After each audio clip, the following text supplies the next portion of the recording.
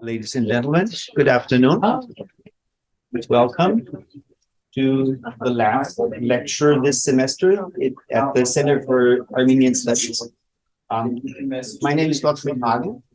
I have the honor and the pleasure to serve as director here. And today I have the honor to introduce old friend, predecessor, multiple deep relations to our institution here.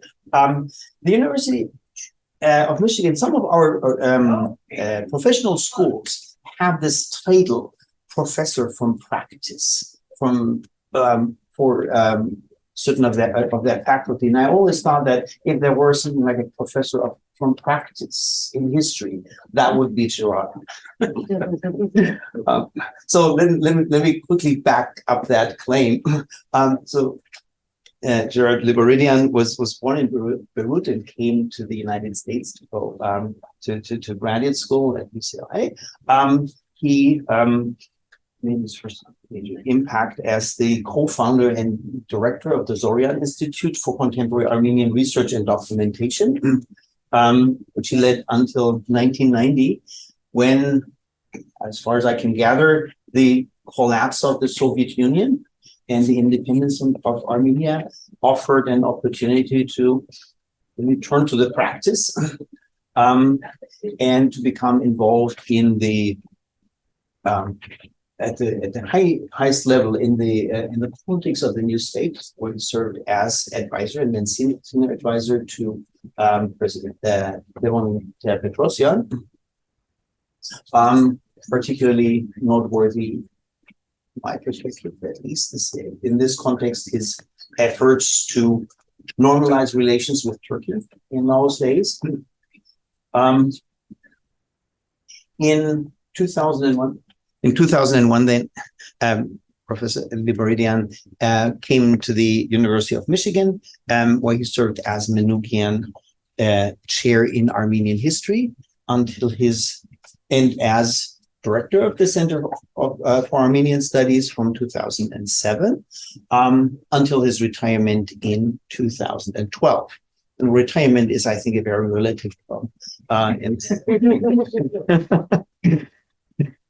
Because he has kept extremely busy publishing, lecturing, and editing, arguing wide and far.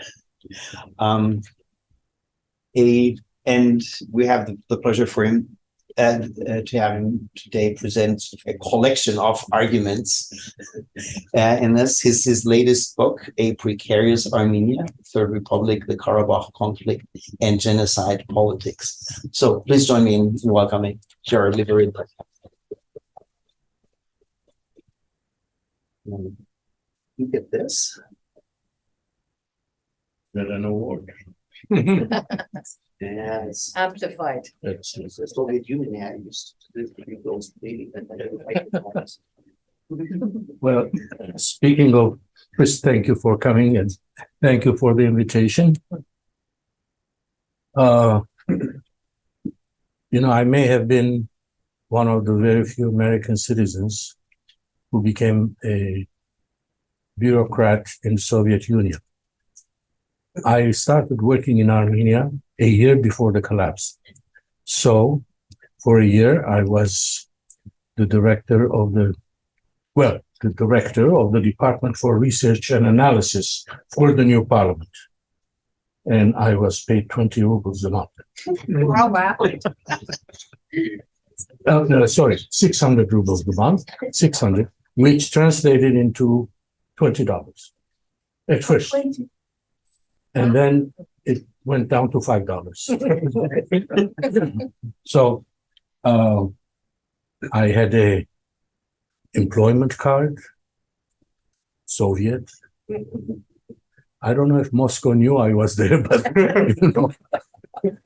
Anyway, it's a pleasure being here and seeing all kinds of friends, old and new.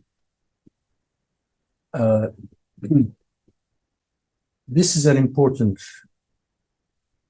trip for me because after my work in Armenia, the integration of thought and practice, where I worked for about 10 years, and it was here, and in this environment where I said, how does that work?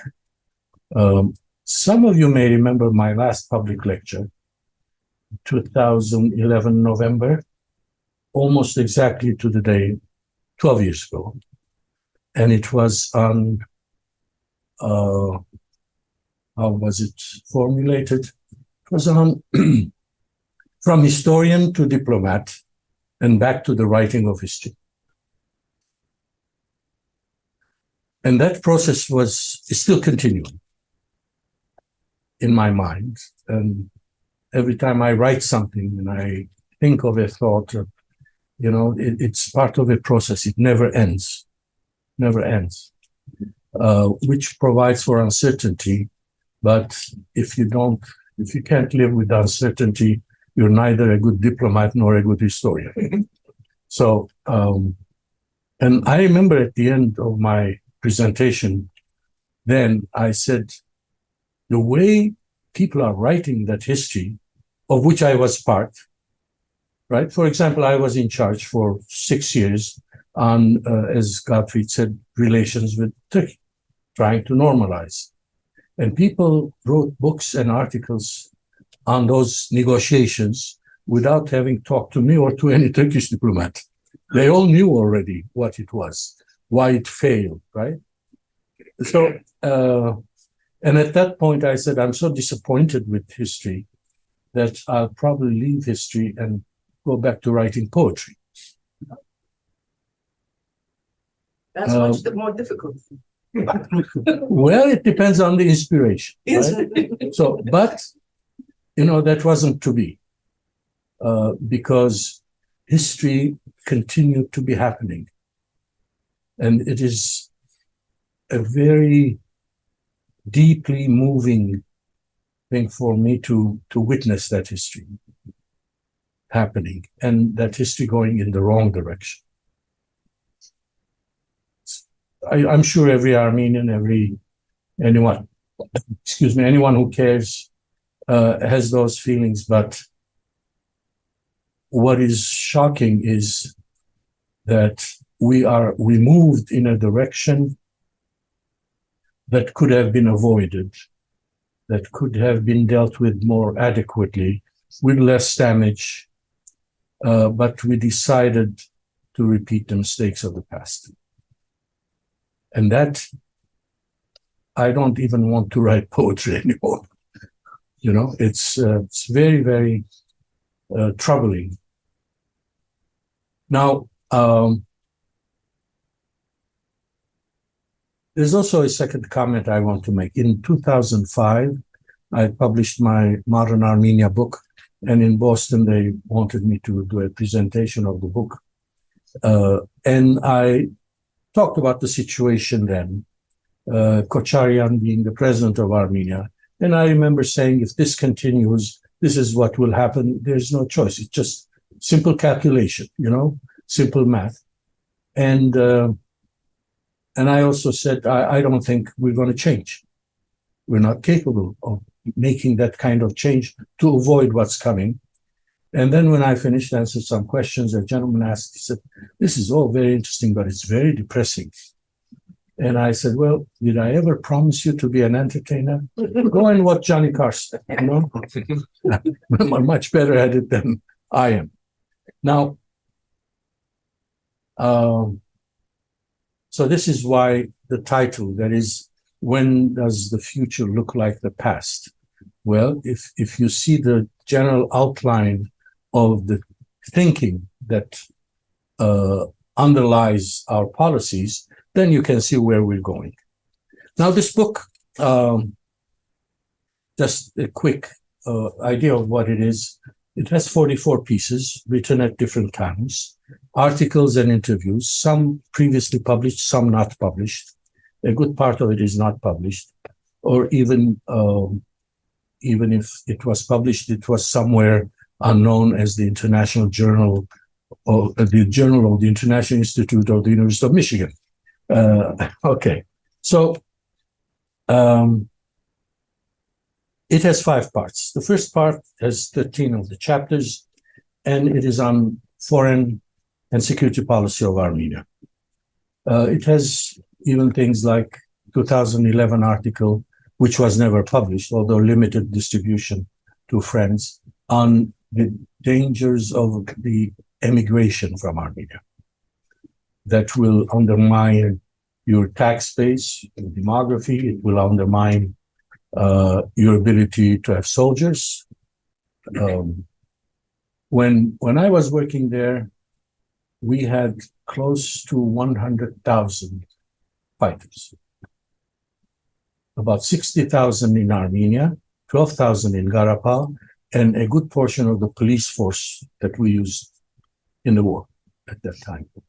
And the reason why we did that is because there was the Conventional Forces in Europe Treaty, and which allotted Armenia, Georgia, and Azerbaijan 60,000 armed forces, 100 airplanes, although we had none, but we had the right to 100 Air Force, I think 400 some tanks. Azerbaijan had about 50 airplanes, of which 25 didn't work, fortunately. So, but the emigration is still something that is problematic. But also the question of competing value systems when thinking of Armenian interests. The interests that are based, the perspective when you think as a state, which has boundaries, which has neighbors, which has very clear problems to resolve, very clear responsibilities, and you know who is responsible. Elected fairly or not, it doesn't matter. Someone is responsible for that chunk of territory, and that's a very different order than when you think as a people. All Armenians are one nation and whatever. It's an extremely damaging way of thinking, and that underlies the problem between diaspora and Armenia.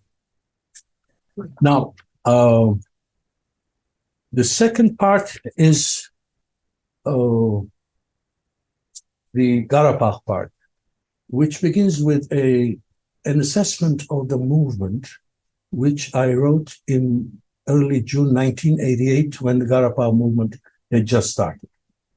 It was never published. It was sent to the members of the Zorian Institute. So this book includes that report, and some people are reluctant to reproduce things they had written, particularly politically relevant, 30 years ago. For me, it was very simple. I first needed to know what I said 30 years ago, and it was not bad. But it is also this kind of the perspective of the time. What issues you looked at, how did you assess? There's a chapter on my visit to Baku in 2012. I was invited to give a lecture. I said, well, an Armenian lecturing in Baku, it's not kosher, right? I said, let's bring a Georgian and an Azeri. So the three of us sit and we chat and we talk. And that way, there's not that much confrontation. And, we're all nice people. We are neighbors. And there's a transcript of what has transpired there. And it is in this book. And it is very fascinating because, you're in Baku, and ambassadors, their security people, foreign policy, right, are sitting there and listening. The only protection I had was my daughter. She was sitting in the corner waiting for something bad to happen. Nothing bad happened. But I insisted that she go with me for two reasons. One was that my health was not so good, and she's an MD. So I said, she's my doctor. So, but also she's my worst critic. Anyone else can buy something I say, but if she's there, she'll find something wrong. And I wanted to know what I did wrong. And then there's a long article which was supposed to have been published just before the September 2020 war started, on how to think and how not to think about the Karabakh issue. That is, the fundamental issues that are integrated into something that wasn't called a debate, because we're not talking to each other. One was, again, the nation idea, and the other is policy based on state concerns. And then there's another article which is new, and new not only in terms that it wasn't published, but I wrote it before the book was published. And it is unusual in the sense that I think for the first time, there's a critique of the leadership of Karabakh, Armenian leadership. Because the general idea is that Karabakh Armenians are holy, sacrosanct, and Armenians in Armenia are thieves, right? And that is a model that was consciously promoted.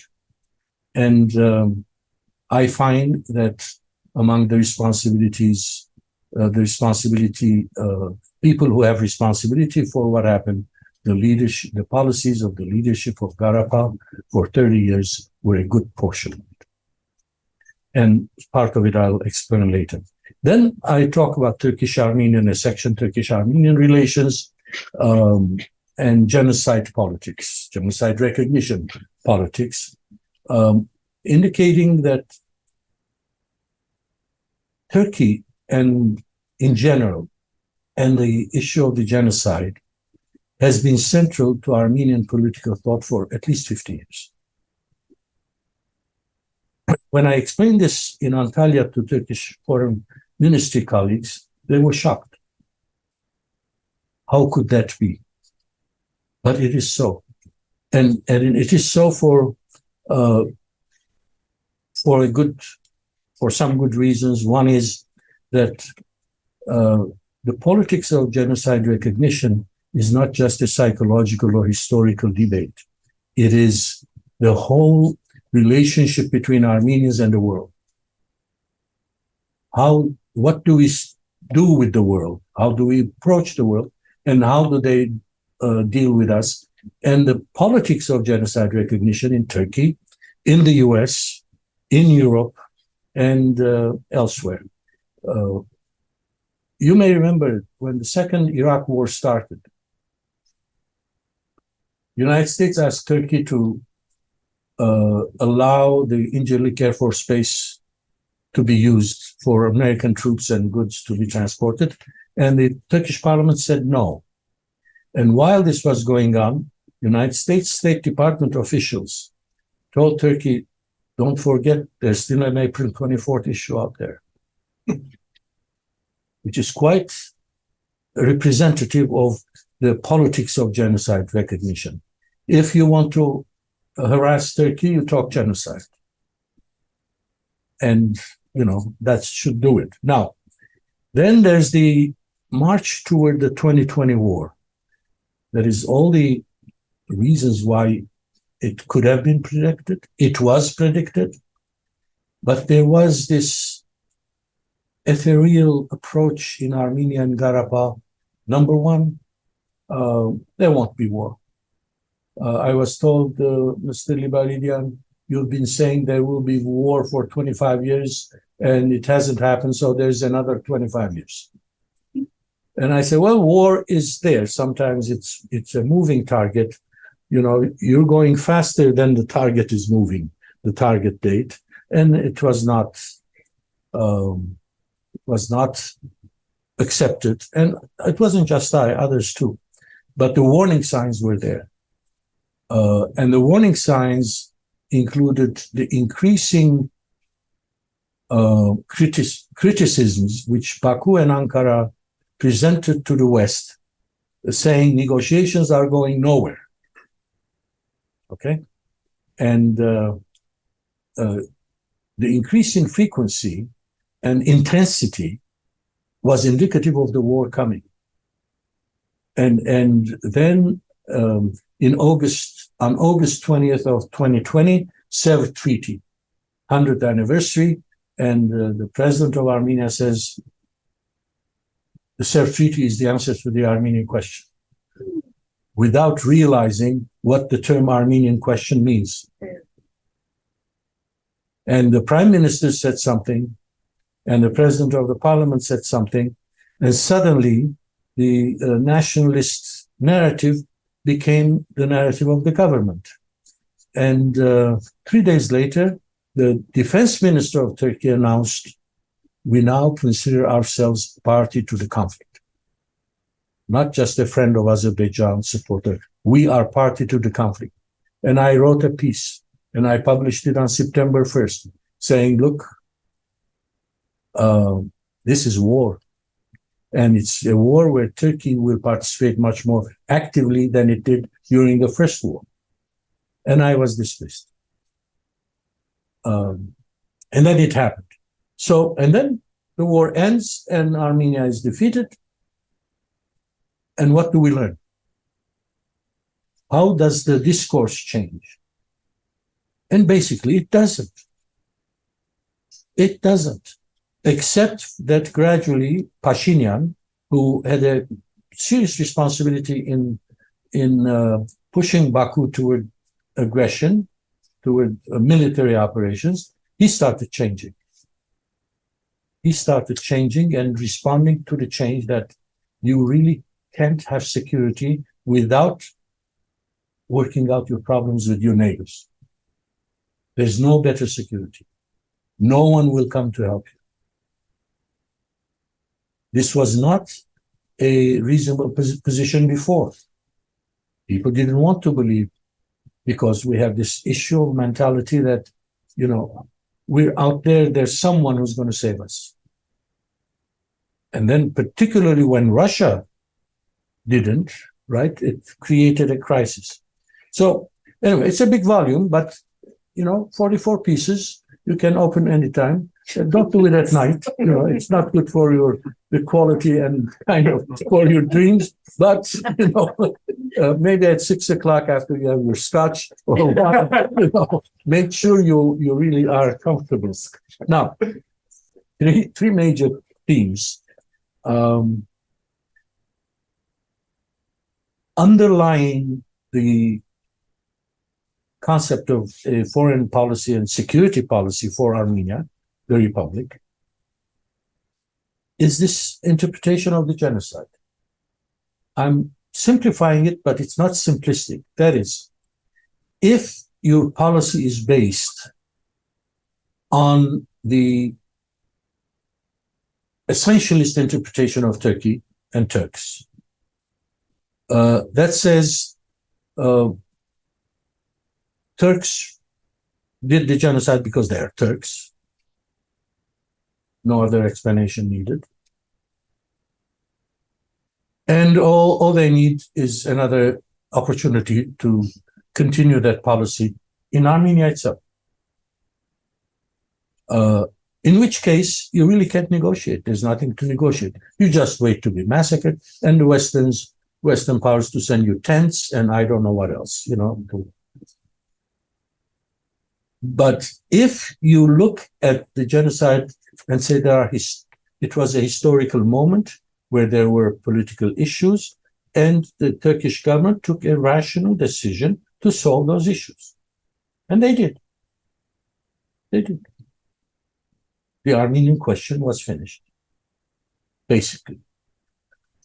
So, but if you have that interpretation, then it is not necessary that you think that tomorrow Turks will come and get you.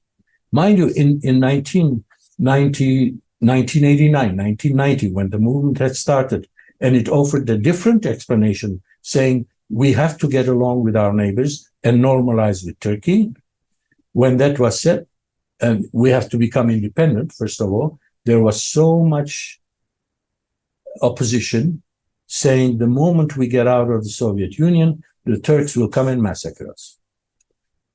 This was the argument presented by political parties, particularly the communists in Armenia and the Tashnites. And then when nowadays I say, you know, it's been 30 years, there hasn't been a single Turkish soldier on Armenian soil. There hasn't been a single acre of land Turkey has taken. Now, they have supported Azerbaijan, but, and we have supported Karabakh, right? They say they are brothers. And there's also behind the support of Turkey for Azerbaijan, you can say irrational fear of Armenian territorial demands. That how did the Turkish diplomats and Turkish government look at Armenia when Armenia was becoming independent? And then they had no idea because they never bothered with Armenia. It was Moscow that mattered. Armenia was new to them. And one of the problems was that when they started dealing with the Republic, their projection of what Armenia was the diaspora. And it took a lot of doing to say, no, this is a state. So the problem we have between state and nation or people, the Turks had the same thing. And then when we got involved in the war in Karabakh, a number of diplomats, including the first fellow I negotiated with, Can Danazer, his view was that this is a project for a greater Armenia. It had nothing to do with the self-determination of Karabakh. And this difference already explains so much. But we never think, of course, of how the others see it. So, if it's a project of creating a greater Armenia, and there were political parties who supported that, then someday we may really do something about Western Armenia. This was a fear. Now, whether it is rational or not, it doesn't matter. Some fears are irrational, and they're as important as rational fears. When you're projecting what the other one is thinking. So this is one. The second is a corollary. How do we see the world? What is the world for us? I was, I think, 11 in Beirut in middle school, when one day my older brother, Libarid, got out of the class and he was very excited. And he said, Giro, do you know that there's an international treaty for Armenians, San Stefano and Berlin? Treaties. And it was very exciting. And if you look at Armenian history books, that's the beginning of Armenia in the international world in the modern era. And this is very critical because it is the template for the rest of our Armenian foreign policy, and which at the foundation confuses lobbying with diplomacy. The template is that we are asking someone to solve our problem, to defend us, to solve our problem, or to punish those who, and this is the template. And we are much more comfortable doing that than rethinking and maybe avoiding other disasters. Now, we focus on our own plight. We don't see the other's plight. And we ignore some of the things we did that we shouldn't have done because we think it is justified. Did we ethnically cleanse 7 districts and Karabakh or not? About 700,000 Azeris. Strictly from a human point of view. Does anyone mention that in our books? Well, there's a few. Some traders do. Some traitors, absolutely. And you become a traitor. And unfortunately, in many ways, there's so much self-censorship in Armenian academia or academics in the diaspora, and to some extent in Armenia, but much more in the diaspora. The self-censorship, because We don't want to be called traitors. We don't want to be ostracized by the community. And we don't think of other people's interests, other countries' interests. We have grievance-based policies. And even till today, sometimes, well, most of the time, you look at the statements of the Armenian Foreign Ministry, most of it is no different from the lobbying groups in Washington. They're not diplomatic statements. They are the statements of a victim. Now, very importantly, with regard to our relationship to the world, we assign countries roles and responsibilities which those countries have not assumed. The United States should do this, France should do that, Russia should do the other thing. And when they don't do it, we're disappointed. But the disappointment does not teach us to think differently.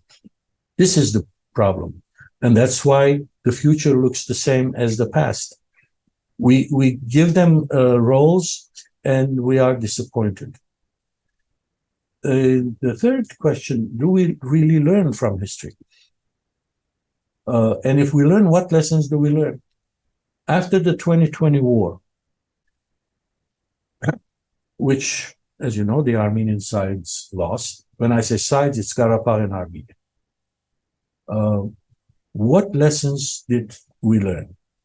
Some of the younger generation and a lot of the younger generation and others thought that there must have been something wrong in the way we approached. But a good portion of Armenia and a larger portion in the diaspora, what the war showed is that Turks and Azerbaijanis are bad people. It proved their own. And these are very different approaches. So if you're in the first group, you try to look at how to settle your issues with your neighbors. If you're in the second, then you want to close Armenia more, turn it into the realm of someone who's going to protect you. And even that was shattered when the Russian forces were not able to keep Lachin open, and they weren't able to protect Karabakh. And now all of that is shattered. But there's still people who will insist that we need a savior. If it's not Russia, the West. It's never Iran. It's all Christian countries. This is very critical because it's, and you see but including Lady Baroness Cox, the Armenians, the Christians, and then some others who, insist that what matters is that we are Christian, and that's why they should pity us and help us. And if they couldn't help us, at least then help us with the refugee issue.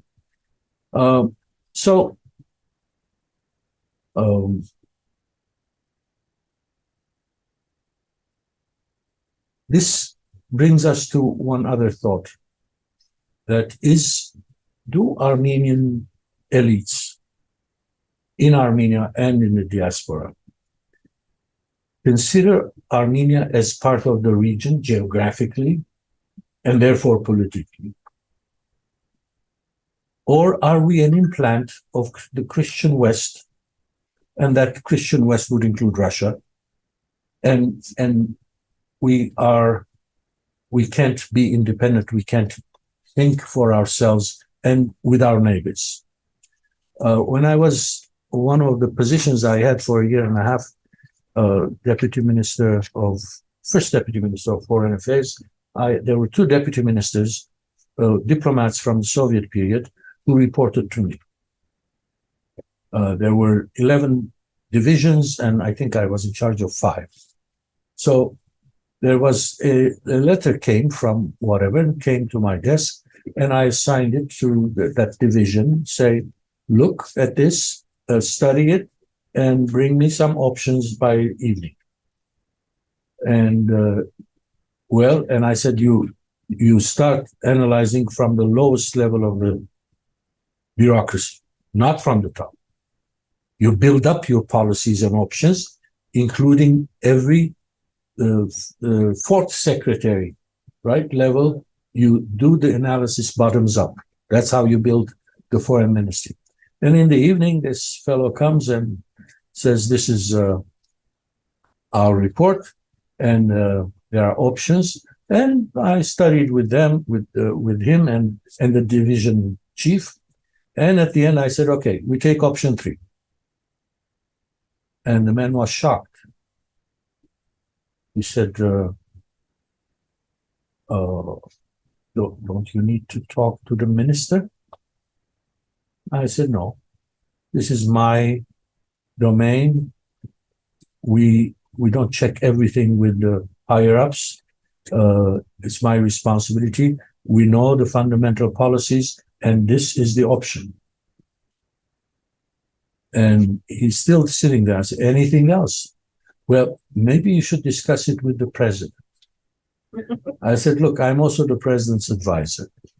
I don't need to check with the president. This is the policy. He's still sitting. Is there anything else? He says, have you talked to Moscow? And I said, do you know how to read? He said, yes. I said, have you read the newspapers? You don't know we're independent now? You know? and this dependency in thought is the worst. Now, let me make a few more comments on in general about the world in which all of this is taking place. The first thing is that we do not have a world order. And we do not have it because when the Soviet Union collapsed, the only superpower was the US, and maybe it was in a position to change and adjust the new world order to the absence of the Soviet Union. And we did not do that. We continued, we made it possible for the Cold War to survive and be revived. And we increased the sense in Russia that we are trying to encircle it. We went with NATO when we had promised not to, expansion of NATO. So this is one point. The second is that while there are some superpowers, they are at different stages of their biography. In my view, the United States as an empire is in decline. And proof of that is also the way Washington is run, the issues that are there. You know, all you need to do is read Gibbons and the fall of the Roman Empire, and you can see all the symptoms that are there. And our diplomacy has gone to the Cold War era. But you know, the United States is in decline. China is on the rise, painful, but is on the rise. Russia is not sure. It's a superpower only because it has nuclear weapons. With the rest, you know, now, during the Soviet period, the Cold War, the real nice period of the Cold War, you had 2 superpowers and the client states, right, with hierarchy. There were the non-aligned nations, India, etc., but they stayed out of the big thing. But the superpowers were superpowers not because they had nuclear weapons, but also because they controlled their camp. Right? Now there is no superpower that controls its camp. The United States camp does not exist. We have regional powers who act independently. And we can see that in Turkey, in Azerbaijan, in Israel, where there's no control. The United States Secretary of State, Mr. Blinken, declared that ethnic cleansing in Karabakh is unacceptable. Well, ethnic cleansing took place. What was he doing when the mass of people were going through? He was playing his guitar. This is true. Talking to ambassadors, saying this is the beginning of music diplomacy. It's unacceptable, but it means nothing. Before that, for 9 months, the Lachin corridor to Karabakh was blocked. The Russians were supposed to keep it open. They couldn't. 5 members Security Council of the UN were urging President Aliyev to open. He didn't give a damn. And he didn't suffer any consequences for it. I'm not saying he should have or whatever, but this is the reality.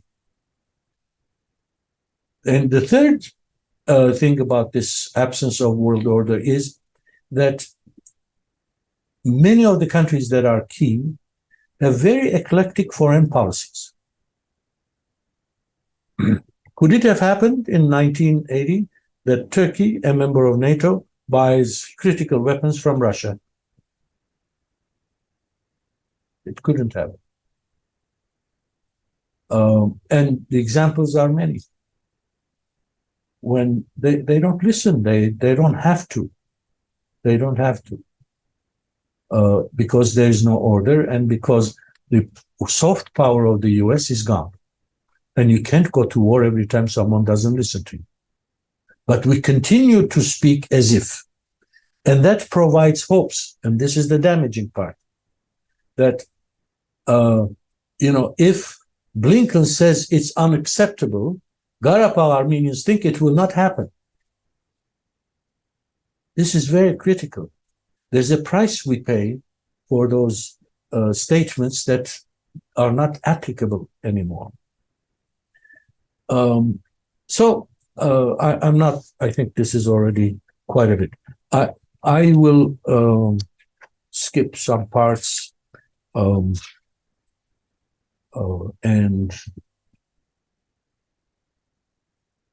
finish with this.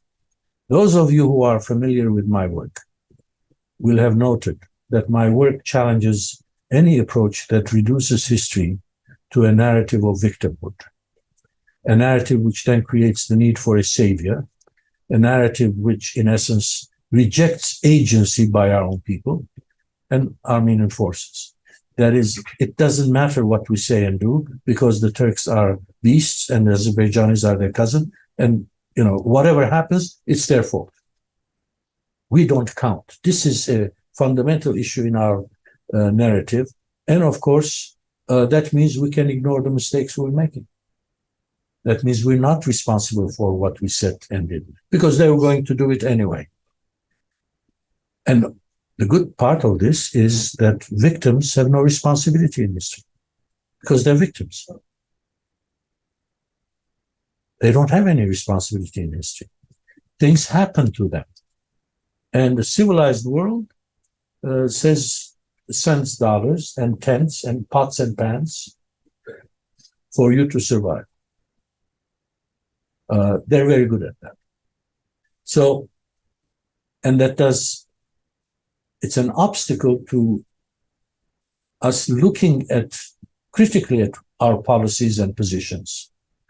And if that is the case, then the future will certainly look like the past. Thank you very much.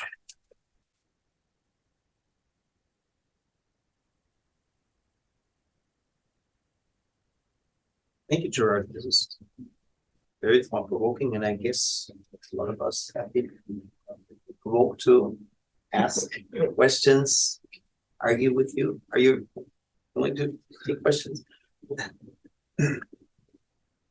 You can ask questions. I don't know if I'll answer them, but ask questions. Yeah, Michael. I want to say thank you for your talk, and it's wonderful to have you back in Ann Arbor.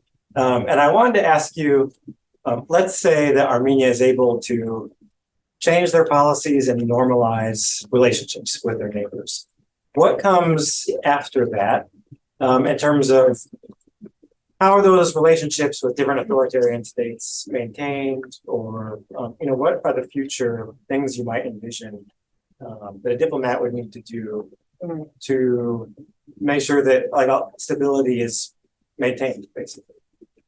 Well, nothing will guarantee all the things you need to be guaranteed. But I think sometimes there's too much made of authoritarian states. Iran is one, and we have excellent relations, and we don't complain. Turkey is a mixture, it's moving. That's where state to state comes. And, for Russia, for example, Armenia was good, could be as independent as it wanted under Kocharyan and Sargsyan. Now, there's a problem with Pashinyan, but the problem is not that Armenia is more democratic and Russia is not, although that comes at some point on the surface. But in reality, it is that Russia is sensed more vulnerable. And so its idea that there should be more Russian presence in South Caucasus than Western acquires that thing. I mean, the Ukraine-Russia issue, where it's presented as democracy versus, I assume Saudi Arabia is the democratic state with which we have such good relations, right? It doesn't convince me, simply. So if they're allies with us, then they must be democratic. There was a joke in Yerevan, you would go on a list to get an apartment, right? The state would give you an apartment. And finally, after 10 years, this guy is told that his family got an apartment. He's at the cafe celebrating with his friends. And he then invites his friends to show the apartment. They go in, this is my living room, and this is my kitchen, and this is it. Opens the bedroom, and his wife is there with another man in bed and says, this is my bedroom. And if that's the case, that's, that's my wife. That's all. So it will always be something that you need to work on constantly. There's no guarantee, but you have to work on constantly. One of the things that can and should be done is for the three republics, Georgia, Armenia, Azerbaijan, to start working together on basic things and to give the region a political identity and not just a geographic identity. Since the Soviet Union collapsed, our Azerbaijan and Georgia and Armenia each has kind of looked at different directions. Before it was all Moscow. Now it's Moscow, Brussels, Washington, so each one was looking for security somewhere else. And the 30 years since then have shown that, you have to start with your own people, with your own region, your own, and that reduces, I don't know to what extent, the vulnerability of these republics to outside forces.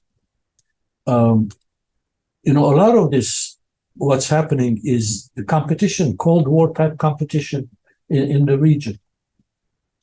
After I left my positions in Yerevan, I did a lot of interviews with diplomats I had negotiated with. And one of them was the first US ambassador to the Minsk Group, very capable American ambassador. And all the interviews I did with the former diplomats began with this. Why did you get involved in Karabakh? Yesterday you hadn't even heard. And now you're the Minsk Group and you're going to solve the problem, right? Why? What is it to you? Well, he said, it's very simple. Soviet Union collapsed. Russia is weak. There's Russia there, Turkey, Iran, important countries, Caspian Sea, resources, all the way to Central Asia. And these were geopolitical opportunities for us. But we had no legitimate reason to be in the South Caucasus. So we used Karabakh in order to set a footing in the region. And that's still continuing, okay? That's still continuing. When people today talk about Europeans, Americans, Russians, about the return of Karabakh Armenians to Karabakh, what are they doing? What are they doing? They're playing their games. You know, Russia needs Karabakh seas in Karabakh in order to keep its forces there, at least to have a better excuse than what they have now. What are the Europeans doing when they talk? Because they want their presence to be there.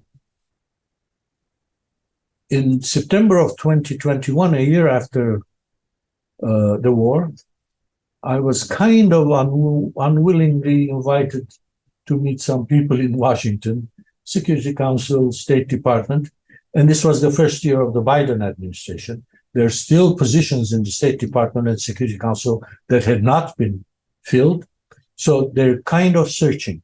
And the American ambassador to the Minsk group, which was already, you know, in a coma, and then it died after he had talked to me, Zooming, about 90 minutes, and he said, you have to come and talk to these people here. He said, I'm in the minority.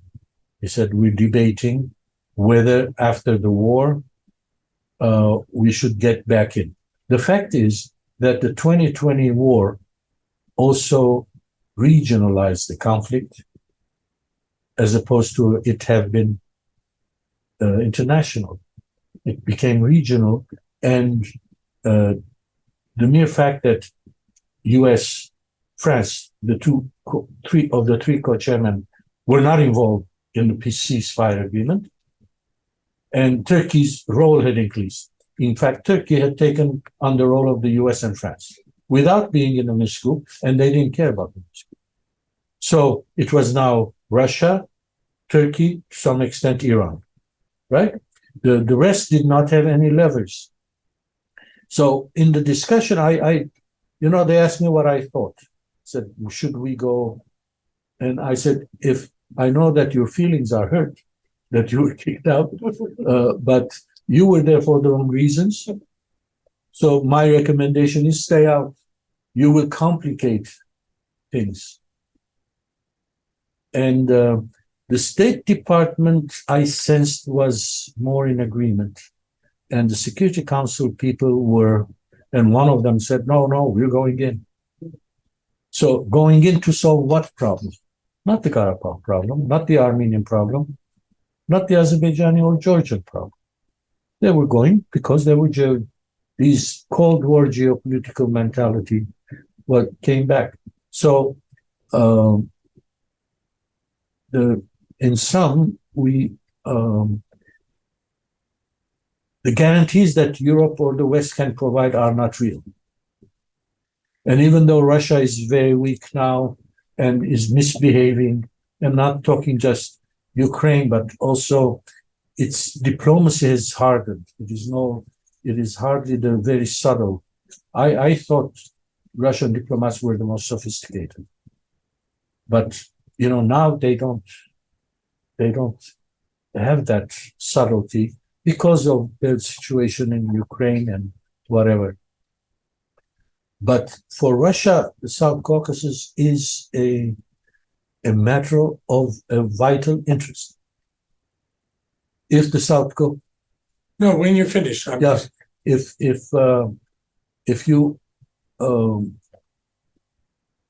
the South Caucasus goes, let's say, NATO, the Russians are looking at Chechnya, Dagestan, Ingushetia, and these are serious issues for them.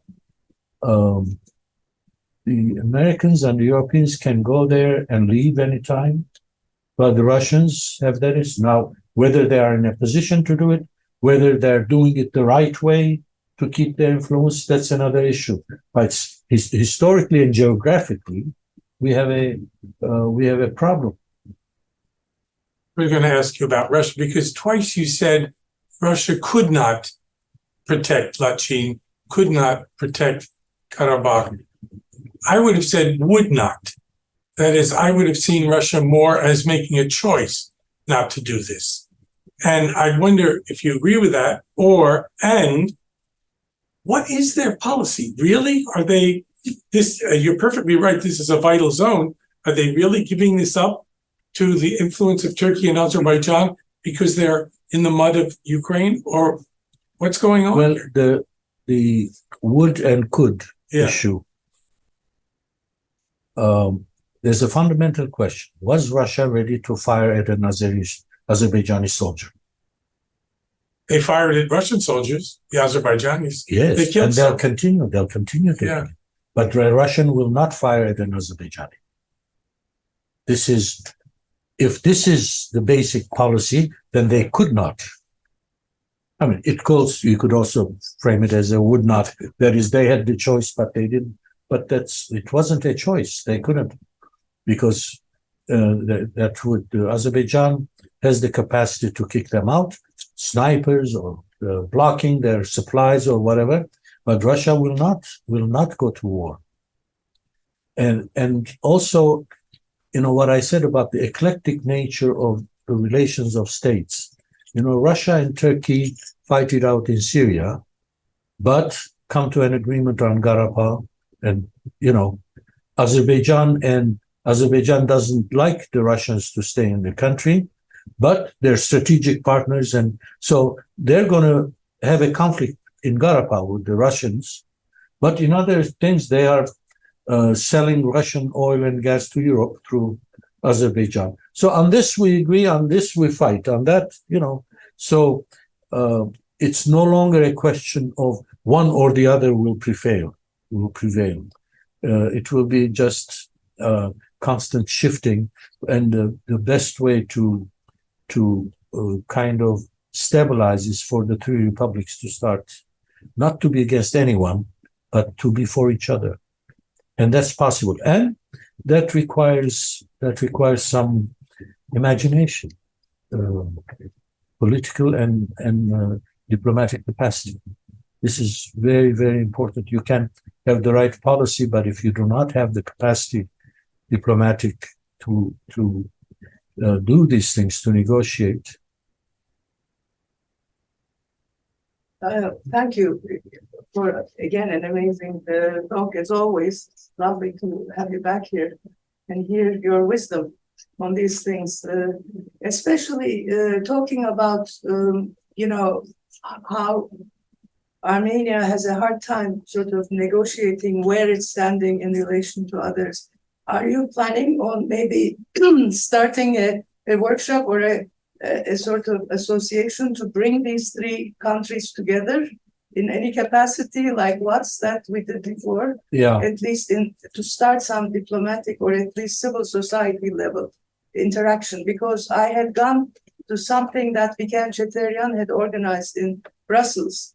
So at least bring Azeris and Armenians together to talk about these things, because that obviously is one step in that direction. And there could be similar things, and at least that's what academia or us academics can do, is to help sort of formulate these things. But I don't know what you think about I don't even have a secretary. Yes, well, we have all the presidents. No, I work. Yeah.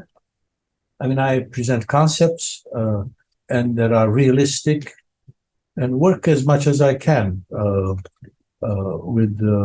I have colleagues in all three republics, and I think in all three they respect me, and I kind of use that to offer. And if they ask for advice, I give, and I do it freely. I don't charge them for my advice. But the most important thing at this point is that Armenia and Azerbaijan settle their issues. It is the key. It is not easy. but you can see that Azerbaijan has really eliminated the number of avenues of negotiations. Now, something important about Azerbaijan. I talked about Armenian attitudes. Look at the Armenians were not happy that the Minsk group and the international community said Karabakh belongs to Azerbaijan. And Armenia should have withdrawn from the 7 occupied districts, right? Armenians were. Do you think Azerbaijanis were happy? Absolutely not. Azerbaijan is saying, and Turkey is supporting, 25 years we waited negotiation after negotiation, and you guys in the West told me Karabakh belongs to me. The districts should be deoccupied, but you did absolutely nothing. And I had to go and take my lands, this is the Azerbaijani narrative, by force. I lost 2,000 soldiers, so much financial resources, etc. And now, why should I listen to you? Why should you participate in anything when for 25 years you didn't do anything? You just talked.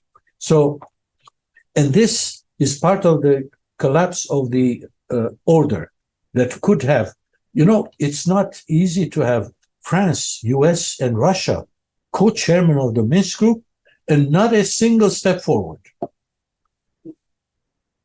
And the question I've always asked is, what would have been different if it was Upper Volta, Zimbabwe, and Morocco doing the mediation? Or it was you and I sitting writing proposals. Hey, fellows, fellows, consider this, right? So, but when you talk about this, it reminds me also, this is just one leg of the issue. I mean, I think of what's happening in Gaza. I mean, that too, they have waited for 25 years and that's what they've been promised and nothing has been delivered. Likewise, if you look at the Kurds in Turkey, there too have been waiting. And I mean, so you are right. I think there is a larger systemic issue where these negotiations, especially of smaller nations or communities, are feeling that they have been literally marginalized and excised, and they are not at all being. So that also demonstrates that the Western modernity model is not, it's not working. And right after the collapse of the Soviet Union, there was an international consensus that 2 federations have collapsed, USSR and Yugoslavia, 15 and 6. And the question was, how will they deal with these separatist movements?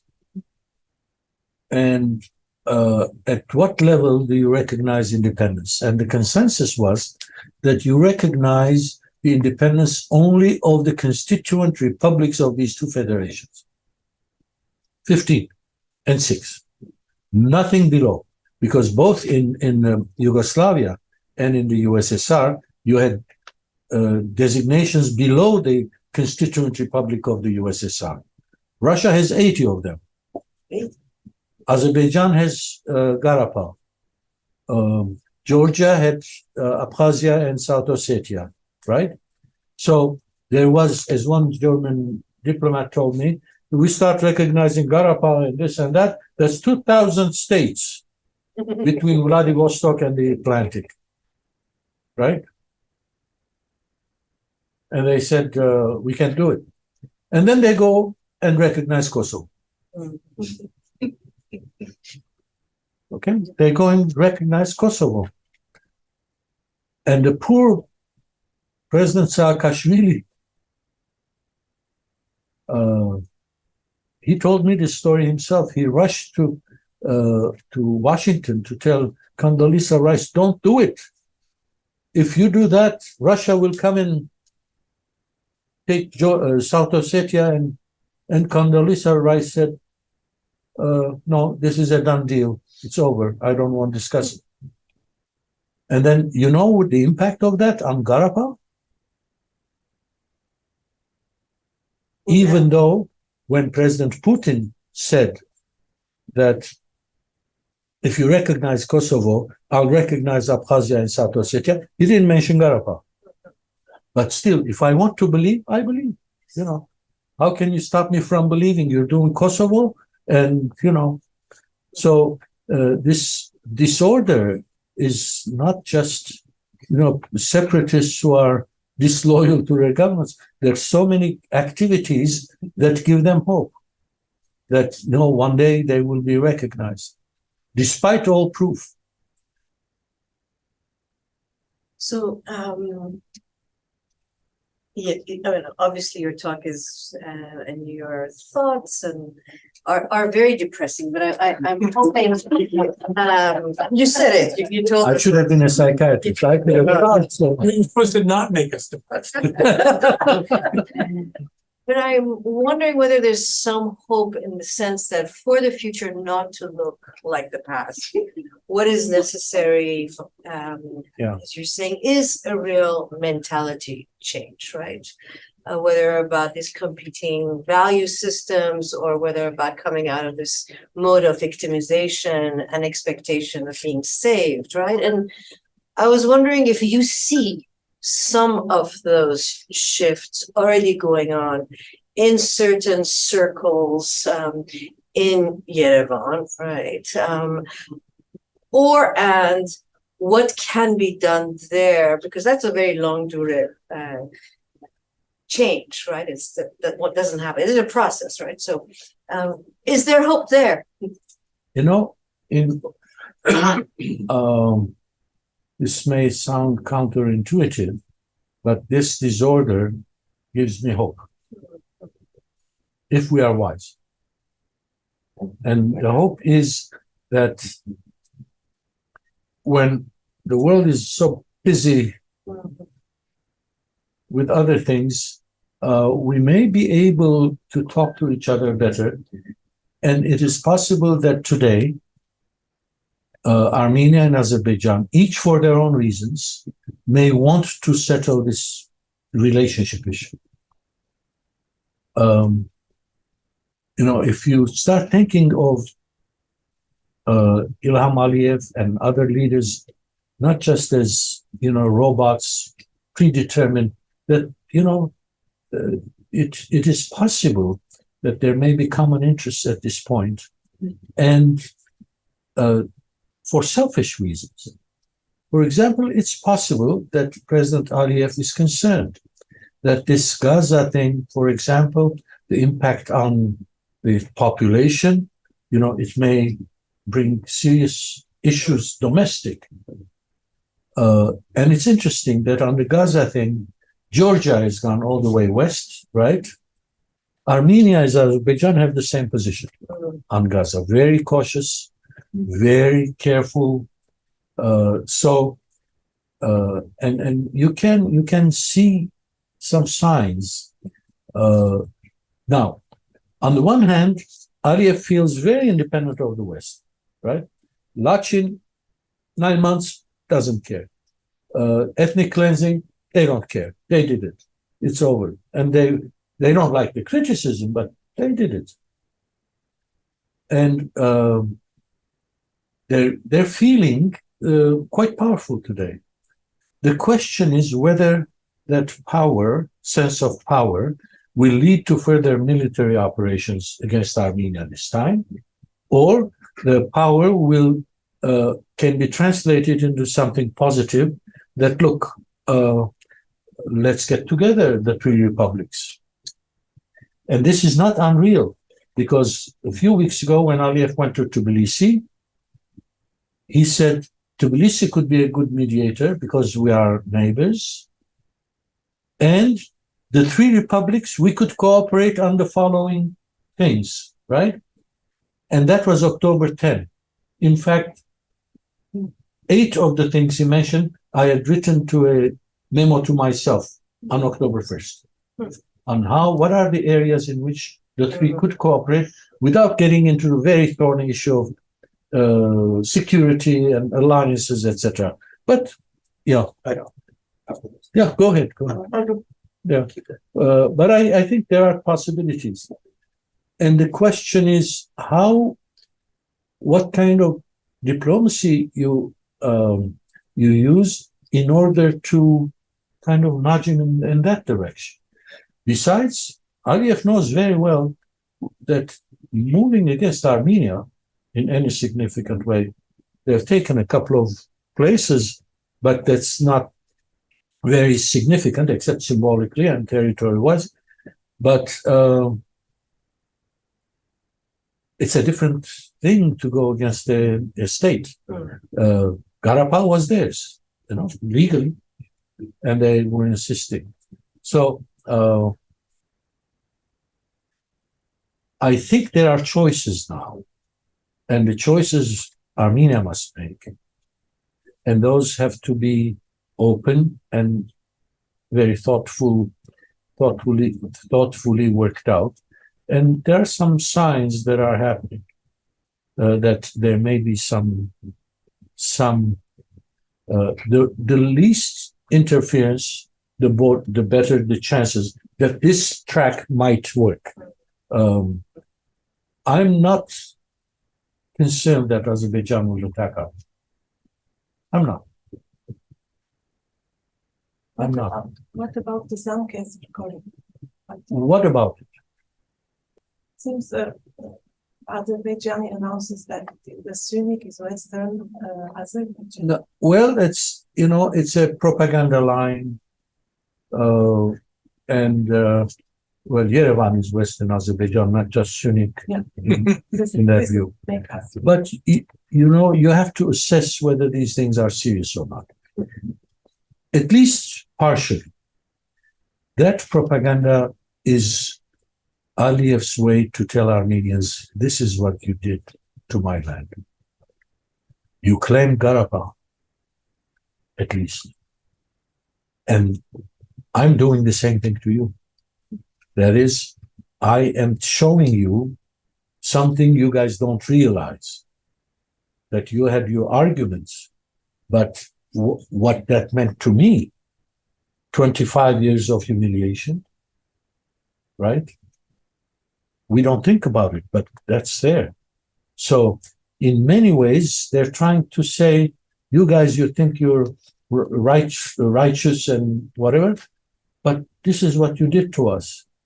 Give you a taste of what you did.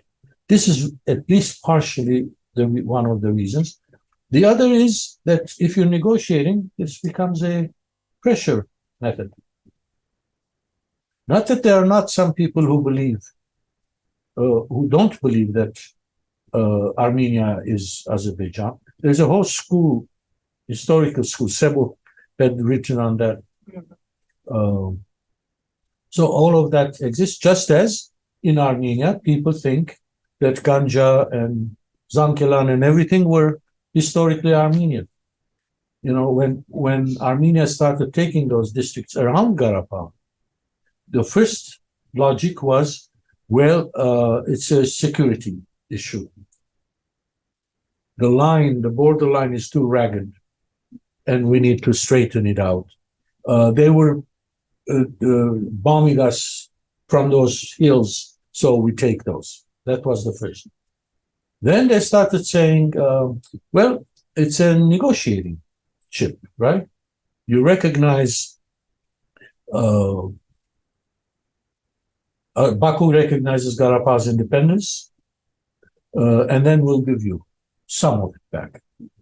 And then came the third. What do you mean giving back? Those are liberated territories. They were part of historic Armenia. We can't give it back to you, right? So, as far as the Zangezur thing is concerned,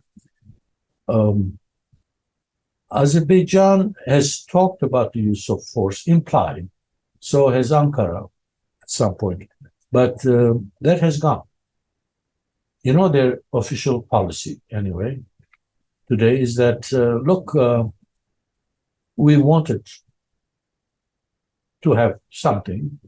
You guys are not giving it to us, and it's your loss.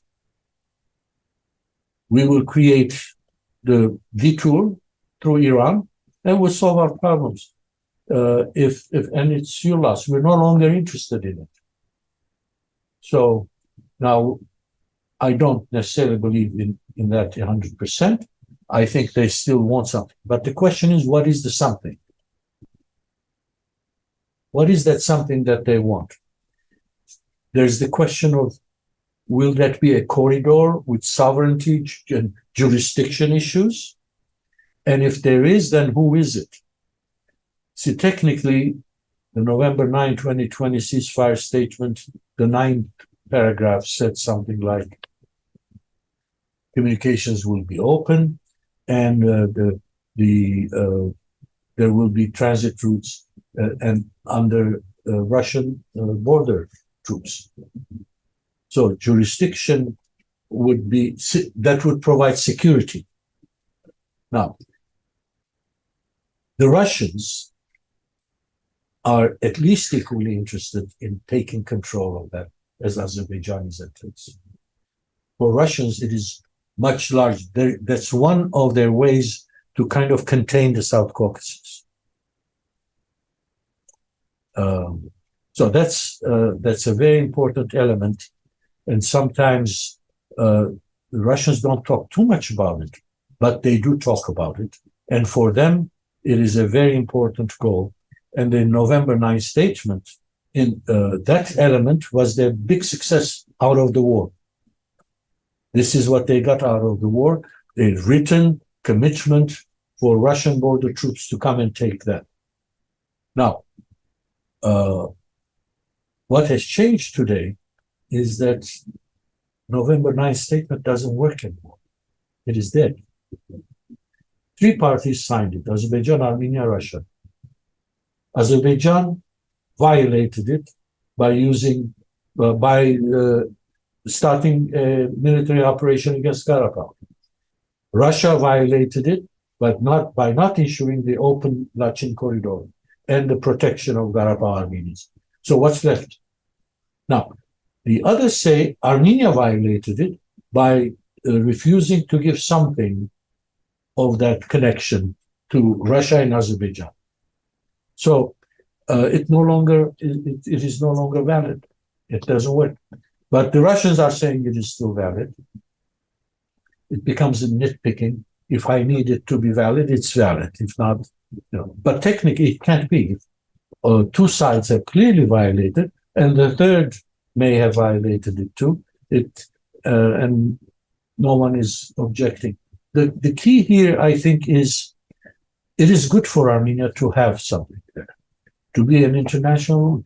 There's international practice where you keep sovereignty and jurisdiction and still provide expedited, for goods and people. There's no reason why not have it. So it is in a way an issue that is alive because of the complexity of the Russian involvement and the Azerbaijani expectations. So, but I don't think that issue is in the treaty. That's in the agreement that's being negotiated. I don't think it is. I think those questions here, and then I'll ask you. Sure, a bit of a crystal ball question, but I cannot think of a better person to ask that. So I'll touch on questions of identity and geography that already came up. One of the recurring refrains that I've noticed in my work in the borders, in Tavush, in Girarkonik, in Sunik, that people were saying regular villagers, and I quote, "What border? There is no border."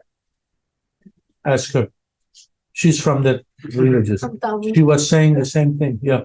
And we'll talk after that.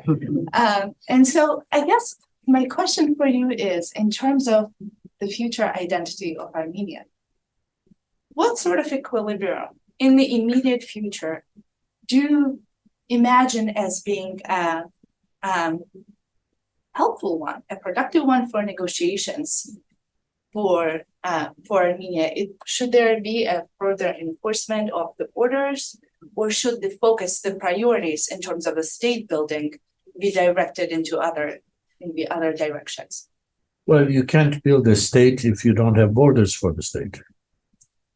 I think it's, but it shouldn't be, it's a very slow process, delineation and demarcation. You know, it takes years. Azerbaijan and Georgia have been at it for, I don't know, 15, 20 years, inch by inch by inch. So, but there has to be an agreement that the two sides respect the territorial integrity of each other, number one. And number two, provide guarantees to each other that whatever disagreements exist are technical, of a technical nature, and not political or anything that can amount to territorial claims. You know, there's the issue of what maps do you use, right? Soviet armed forces, the Joint Chiefs of Staff, have had maps during the Soviet Union, but they changed slightly here and there. And that is one contention. But it will take years. You know, there's an Armenian border commission and an Azerbaijani border commission. They met last week, second time, at the border, at one of the sites in the border, and they've started working. It will take time, and I think they'll meet more often than they have. There are some issues, so I'm going the middle way. That is, you accept certain principles, and that you say whatever may arise is a matter of this map versus that map, and you can. So, but that shouldn't stop you from normalizing relations, from minimizing the chance of war or anything that will lead to war. Well, before I ask my question, which is, looking at the clock, probably going to be the last one, I want to point out to everybody that we have Professor Libaridian's books out there on the table. You can pick them up here, then provide us your email, and then the Gomidas Institute will, that is the publisher, will send you an invoice for it. So, my question: you've said a couple of times learning from history, and this is something that I'm been interested in all my work about reading Ottoman historians. How do you do that?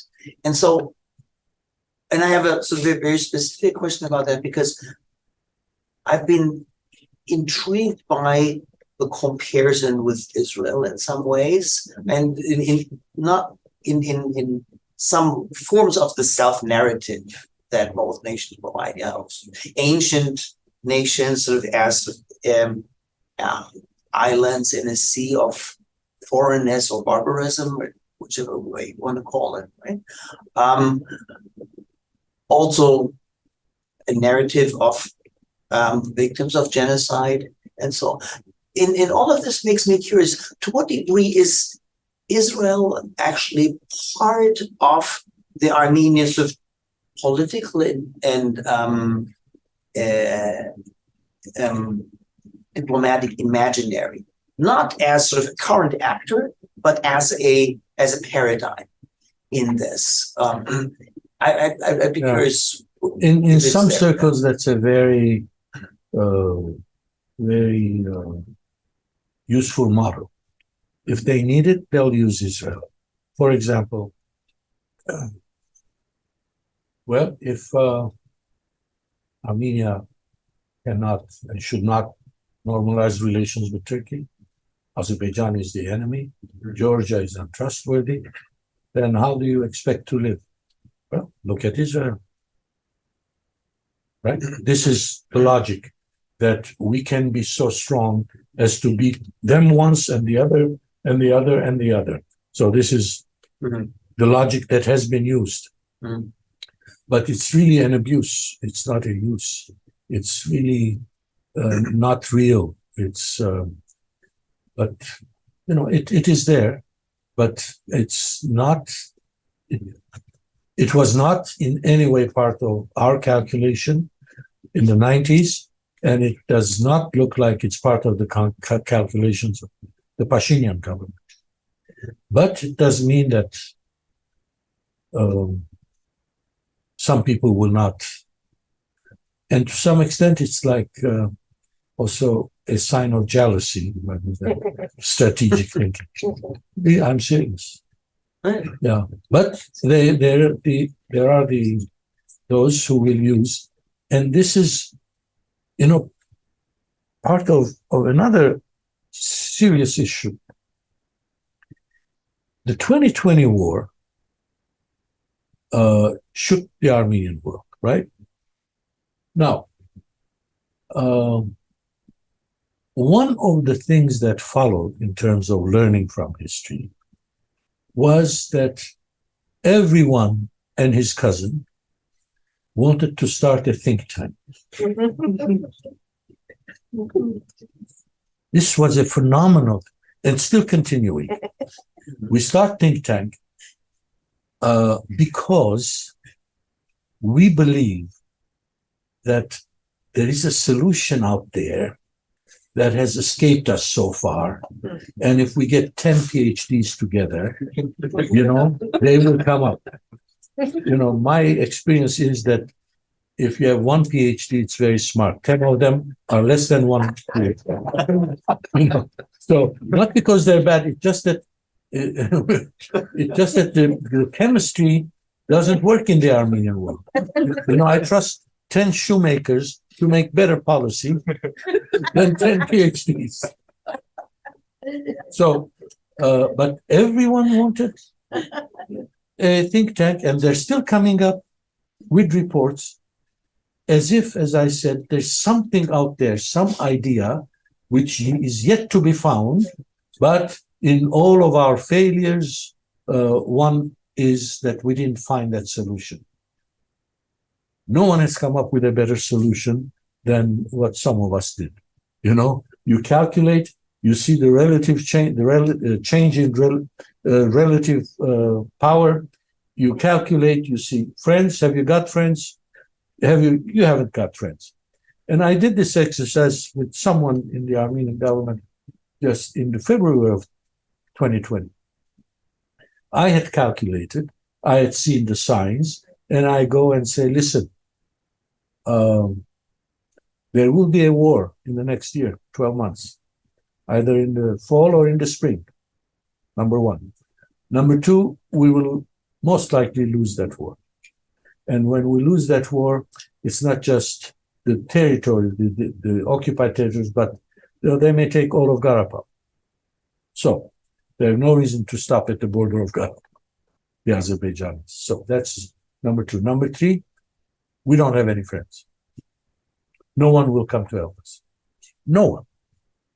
Not Russia, not the US, not France, not Greece, not Cyprus, not Iran. All of our lovely friends, anti-Turkish friends. It will not happen. And we will be alone. And fourth, Azerbaijan has friends. It has Turkey. It has Pakistan. It has Ukraine. It has Israel. These are good friends, and there could be more. So, and these are the signs that I see. These are some of the schemes that are being prepared. No. No, I don't believe it. It's not a matter of belief, right? It's not a religion. It's calculation. Anyway, thank you very much for the